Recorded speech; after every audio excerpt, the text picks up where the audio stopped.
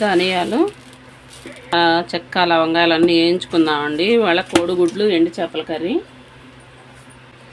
చెక్క,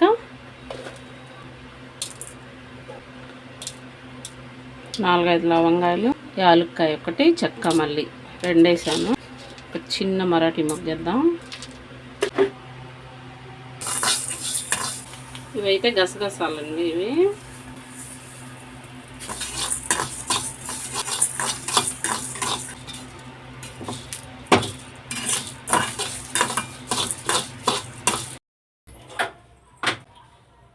హాయ్ అండి, అందరు బాగున్నారండి. అందరు బాగుండాలి మనస్ఫూర్తిగా కోరుకుంటున్నానండి. ఆరోగ్యాలతో ఉండాలి. ఆ వీడియోలు అందరూ చూడాలి. ఈరోజు ఎండు చేపల కోడిగుడ్డి కర్రీ చేస్తున్నానండి.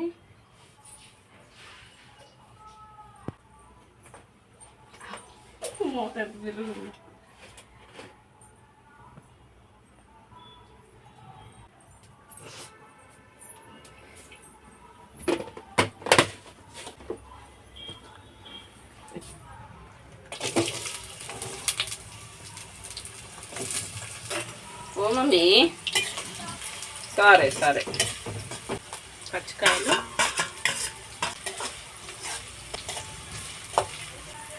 కొంచెం ఉప్పు వేసుకుందాం, కల్లుప్పు.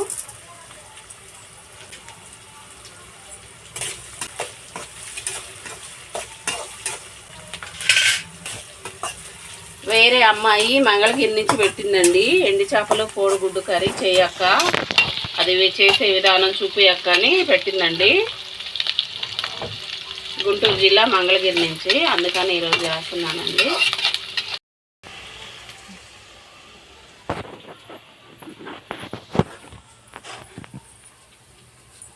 నీతో సహా దియనా? ఇప్పుడేం తీస్తావా ఫోటో? ఇప్పుడు ఎందుకు?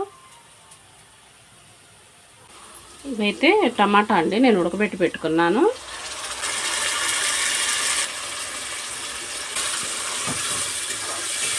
ఇవి ఆల్రెడీ నేను నూనెలో క్లీన్ చేసి నూనెలో బాగా ఫ్రై చేసి పెట్టుకున్నానండి చేపలు.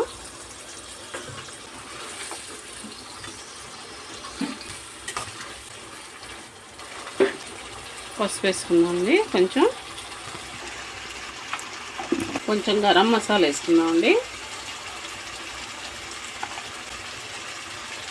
కొంచెం ధనియాల పొడి, జీలకర్ర ధనియాల పొడి. అది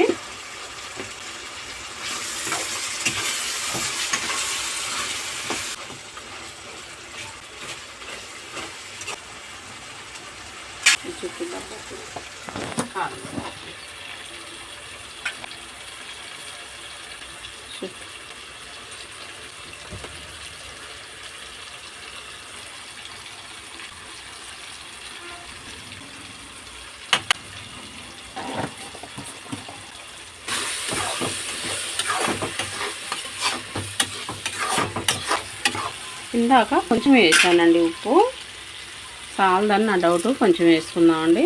కల్లుప్పు ఎట్టయినా కొంచెం తప్పగా ఉంటుంది, సాల్ట్ అంత ఘాటు ఉండదు కదా.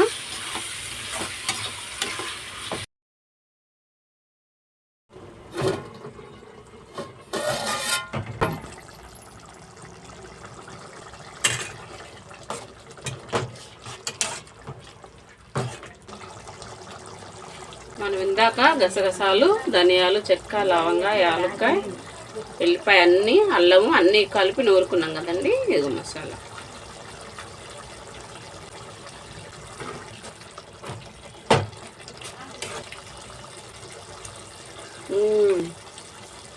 పరుగుంది.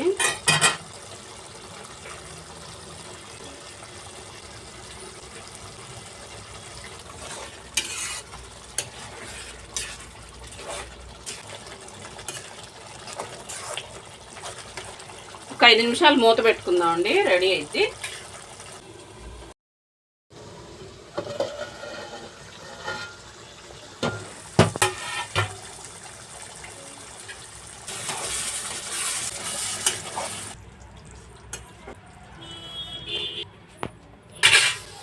ఎండి చేపలు కోడిగుడ్డు కర్రీ ఎలా రెడీ అయిందో చూసారు కండి. తయారీ విధానం.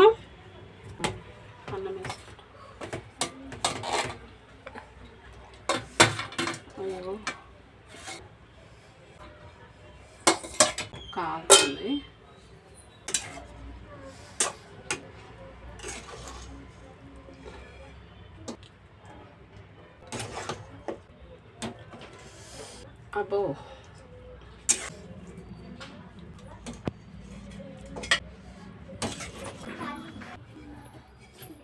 కాలుతుందండి.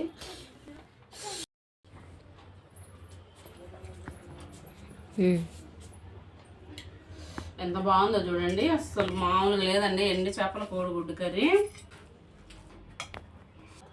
ఇది చూడండి ముక్క కోడిగుడ్డు చూడండి ఎంత బాగా వచ్చిందో.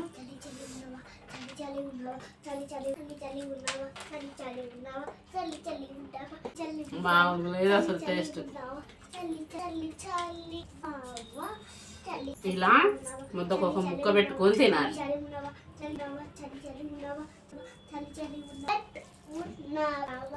చలి